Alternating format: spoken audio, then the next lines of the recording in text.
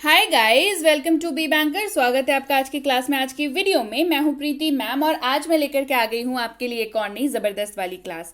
आज की क्लास बहुत ज़्यादा आपकी फेवरेट होने वाली है क्योंकि आज की क्लास में हम लोग सीखने वाले हैं, या हम लोग ऐसा कह लो कि हम लोग जानने वाले हैं एक ऐसे सवाल का जवाब जो आप हमेशा मुझसे करते हैं, चाहे कमेंट सेक्शन हो, टेलीग्राम हो, कहीं पर भी आप ये सवाल तो ज़रूर पूछते हैं।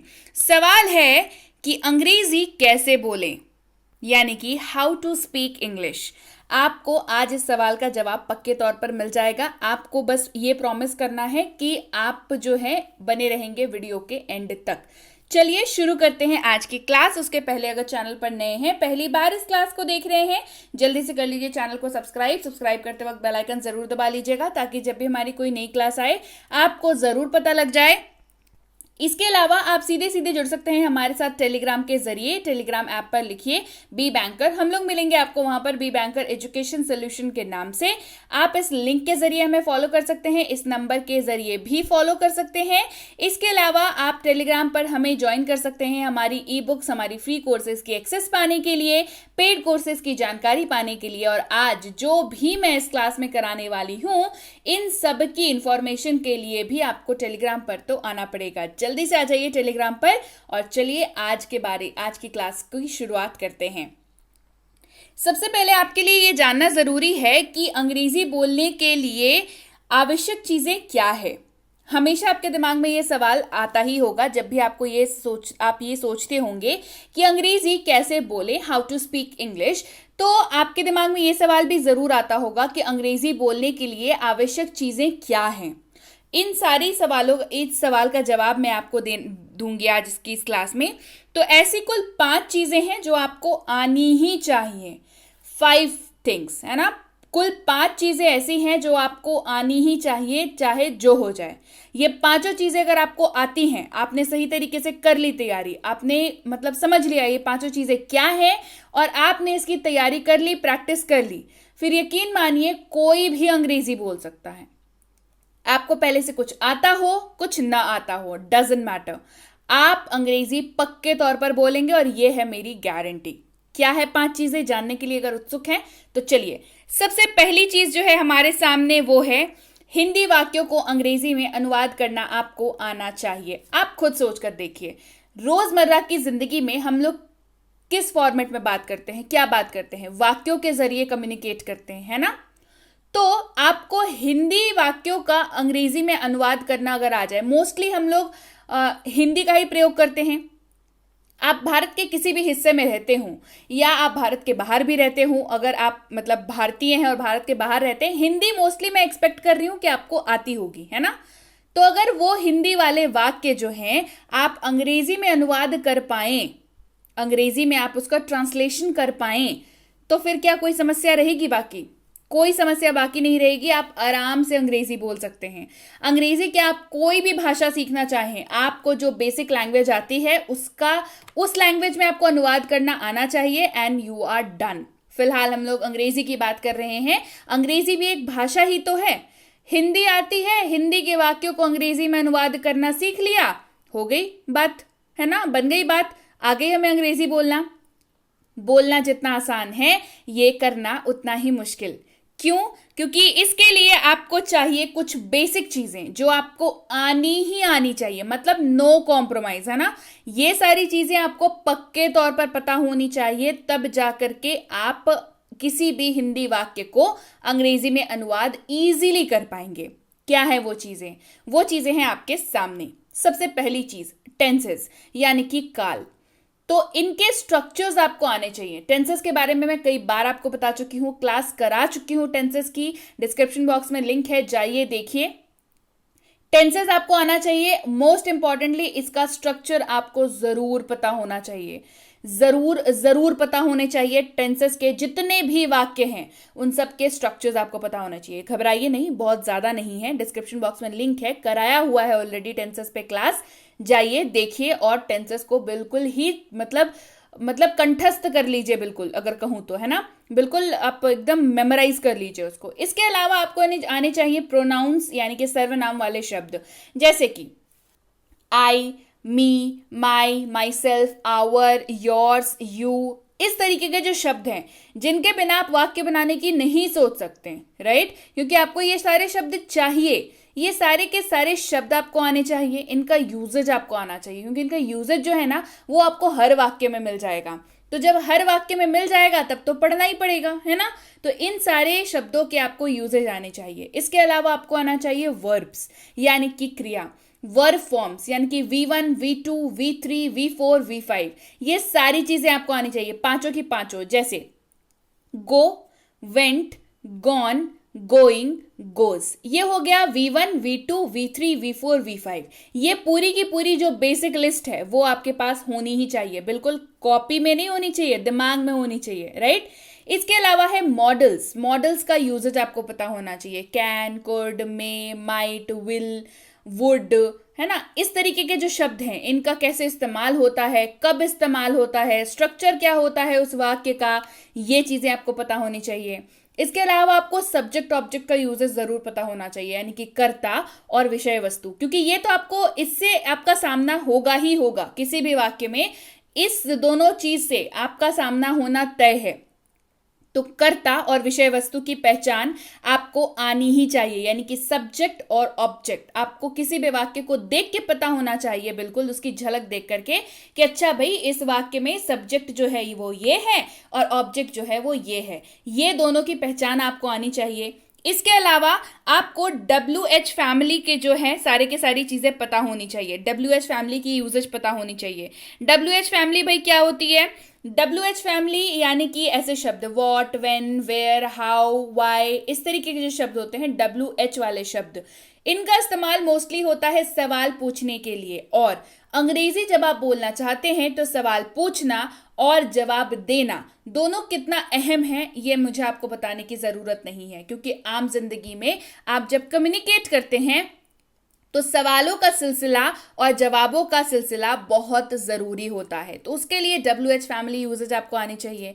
आर्टिकल्स का इस्तेमाल पता होना चाहिए, क्योंकि वाक्य में बहुत बेहतरीन तरीके से आर्टिकल्स जो है वो इस्तेमाल होते हैं, जैसे कि ए, एंड, द, इन तीनों का इस्तेमाल आपको पता होना चाहिए, कब इस्तेमाल हो रहा है, कहाँ इस्तेमाल होगा, तो ये सारी चीजें आपको पता होनी चाहिए। हेल्पिंग वर्ब का इस्तेमाल, जी हाँ, वाक्य को बनाने में हेल्पिंग वर्ब का बहुत बड़ा रोल होता है। हेल्पिंग वर्ब समझ आ रहा है ना, नाम से हेल्प करता है वाक्य को बनाने में, तो हेल्पिंग वर्ब का इस्तेमाल is, am, are, was, were, do, does, did, have, has, had, इन सब का इस्तेमाल आपको पता होना चाहिए। इसके अलावा बेसिक सेंटेंस का स्ट्रक्चर, यानी कि रोजमर्रा के जो सेंटेंस होते हैं इनका जो स्ट्रक्चर होता है, कुछ बेसिक स्ट्रक्चर्स होते हैं वो आपको पता होना चाहिए, जिसमें आपका इस्तेमाल आ जाता है have to, has to, had to, able to, about to, engage to, going to, इन सारे का इस्तेमाल ये बेसिक सेंटेंस स्ट्रक्चर्स की कैटेगरी में आते हैं।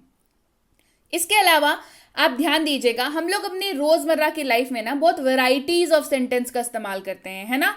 तो उनमें से कुछ वाक्य होते हैं जो वो बिल्कुल नॉर्मल टोन के होते हैं, कुछ नेगेटिव होते हैं, नेगेटिव सेंटेंसेस होते हैं जिनका जो नकारात्मक होते हैं, जिनमें आप नहीं, नो, इन शब्दों का इस्तेमाल करते हैं। तो आपको नेगेटिव सेंटेंसेस के बारे में आइडिया होना चाहिए, कैसे बनते हैं, कहाँ इस्तेमाल होते हैं, नेगेटिव सेंटेंस को अनुवाद जब करते हैं तो किन शब्दों का इस्तेमाल होना चाहिए, उनका स्ट्रक्चर क्या होता है। इसके अलावा इंटरोगेटिव सेंटेंसेस, यानी कि सवाल पूछने के लिए जो वाक्य इस्तेमाल होते हैं, WH फैमिली वाले तो होते ही हैं, इसके अलावा बहुत सारे और भी ऐसे शब्द हैं जिसका इस्तेमाल आप करके सवाल पूछ सकते हैं, यानी कि इंटरोगेटिव सेंटेंसेस को बना सकते हैं। तो ये सारी चीजें आपको आनी चाहिए, किसके लिए, हिंदी वाक्य को अंग्रेजी में अनुवाद करने के लिए। ये सारी की सारी चीजें आपको पहले से पता होनी चाहिए। चलिए, आपने वाक्यों को अनुवाद करना तो सीख लिया, इसके अलावा आपको पता होना चाहिए वाक्यों को जोड़ना। आपको सही तरीके से वाक्यों को प्रेजेंट करना, जोड़ करके आना ही आना चाहिए। जैसे मान के चलिए, अगर आपको कहना हो कि सोहन गरीब है, सोहन ईमानदार है, अब ये दोनों वाक्य हैं, इन दोनों वाक्यों को जोड़ करके अगर आपको प्रेजेंट करना हो तो आप क्या कहेंगे, सोहन गरीब है परंतु ईमानदार है। यहां पर हमने दोनों वाक्यों को बखूबी जोड़ दिया, ब्यूटीफुली जोड़ दिया। तो ये सेम काम तो अंग्रेजी में भी करना होगा आपको, राइट। अब अंग्रेजी में अगर आप ये काम नहीं करेंगे तो आपकी लैंग्वेज रोबोटिक जैसी लगेगी कि आप तोड़ तोड़ के वाक्यों को बोल रहे हैं, पर ऐसी बात तो नहीं करते। हम लोग स्पोकन इंग्लिश की बात कर रहे हैं ना, जो ऐसी अंग्रेजी जो रोजमर्रा की जीवन में हम बोलते हैं। उसके लिए हमें क्या चाहिए? वाक्यों को जोड़ने के लिए हमें वाक्यों को जोड़ने के लिए 3 चीजें आनी ही चाहिए। Conjunction, preposition, adverb. कंजंक्शन यानी कि संयोजक वाले शब्द, प्रीपोजिशन जो संबंध सूचक शब्द हैं वो, एडवर्ब जो क्रिया विशेषण वाले शब्द हैं वो। ये तीनों के तीनों आपको बिल्कुल आने चाहिए, बिल्कुल ही आने चाहिए, ठीक है। बहुत ही इंपॉर्टेंट है ये तीनों, आपको पता होना चाहिए। आप इनको पता कर लेंगे तो आप आराम से, मतलब मैं बता रही हूं, आराम से वाक्यों को जोड़ पाएंगे। इसके अलावा आपको आने चाहिए बेसिक वर्ड मीनिंग, बहुत जरूरी है। और सबसे ज्यादा जो स्टूडेंट्स है वो इसी को ओवरलुक कर देते हैं, मतलब उतना ध्यान नहीं देते। But you will make sure, आप इस चीज का जरूर ध्यान रखें कि आप बेसिक वर्ड मीनिंग आपको आने ही चाहिए। जैसे एग्जाम्पल के तौर पर अगर मैं कहूं आपको अनुवाद करने के लिए कि लो इस चीज को सब में बांट दो, अगर मैं आपको ये कहूं कि इसे बांट दो, तो अगर आपको बांटने की अंग्रेजी जो की होती है डिस्ट्रीब्यूट नहीं पता होगी तो आप आधा अधूरा वाक्य को अनुवाद कर पाएंगे। कभी आपने सोचा है आधा अधूरा वाक्य अनुवाद कर पाएंगे आप? और आप फिर अंग्रेजी कैसे बोल पाएंगे? आपको प्रॉपर पूरी तरीके से वर्ड मीनिंग्स आने चाहिए किसी भी वाक्य को अनुवाद करने के लिए, तभी जाकर के आप अंग्रेजी जो है वो बोल सकते हैं। तो बेसिक वर्ड मीनिंग कौन से होते हैं भाई? बेसिक वर्ड मीनिंग में बेसिकली आपको इन्हीं तीनों को पढ़ना है। Verb, noun, adjective. वर्ब यानी कि क्रिया वाले शब्द, नाउन यानी कि संज्ञा वाले शब्द, एडजेक्टिव यानी कि विशेषण वाले शब्द। जो भी बातचीत हम लोग आम जिंदगी में करते हैं उनमें मैक्सिमम टाइम यानी कि 60% ऑफ द टाइम्स जो भी हम लोग शब्द इस्तेमाल करते हैं वो क्रिया वाले शब्द होते हैं, यानी कि वर्ब वाले शब्द होते हैं।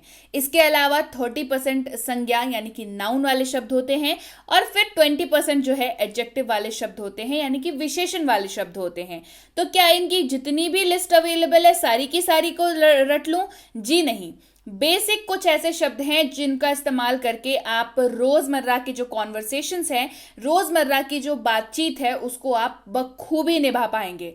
ये तीनों आपको कहाँ मिलेंगी बेसिक वाले, ये मैं आगे बताऊंगी।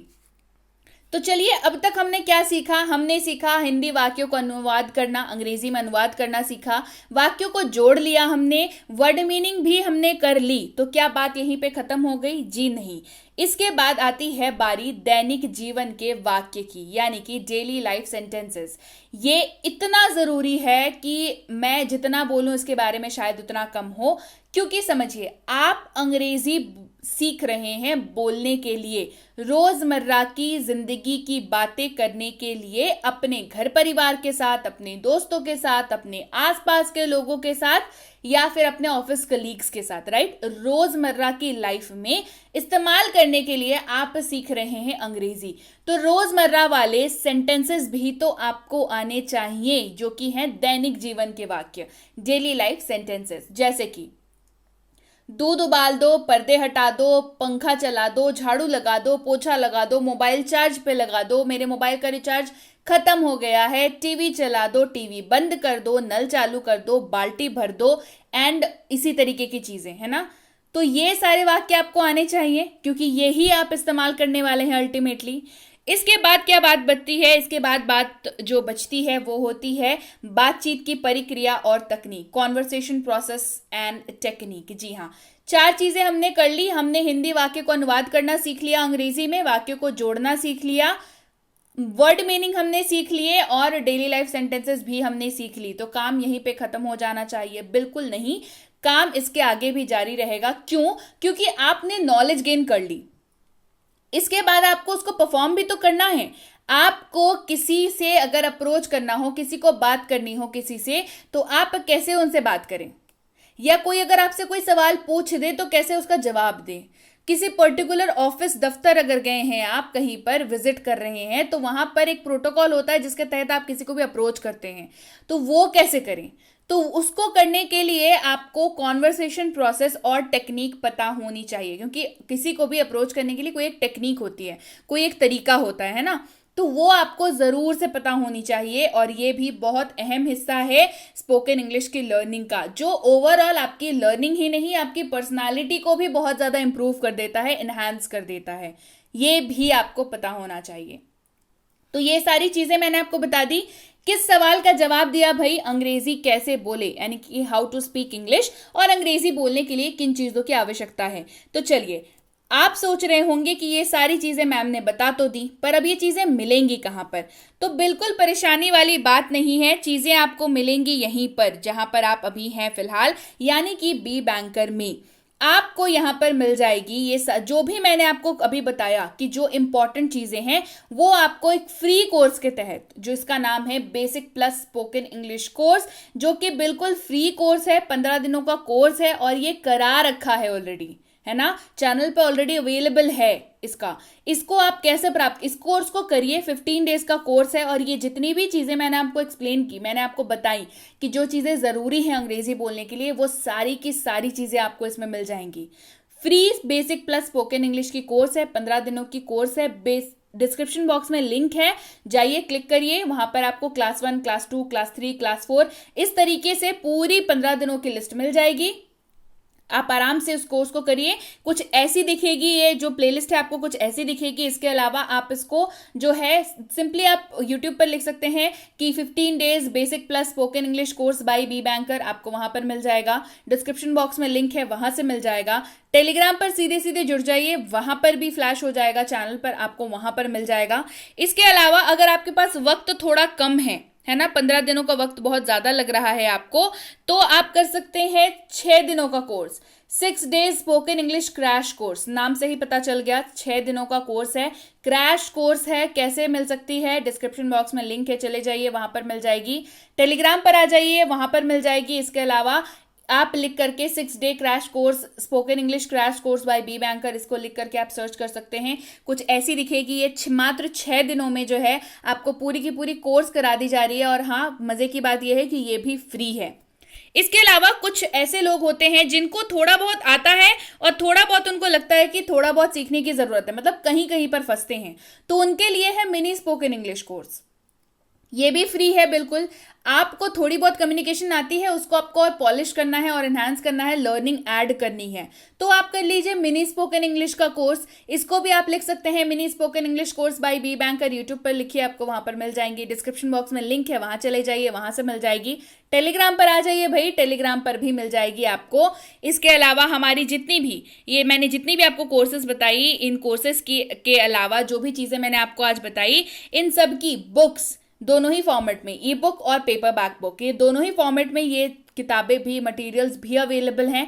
तो आप इसके लिए भी क्या करना है, आपको टेलीग्राम पर आ जाना है, सीधे सीधे जुड़ जाना है, तो आपको वहां पर इसकी सारी जानकारी दे दी जाएगी। जैसे कि ये है बेसिक प्लस स्पोकन इंग्लिश की बुक, जो बेसिक प्लस कोर्स बताया ना अभी फ्री वाला, उसी का ई बुक है ये, ठीक है।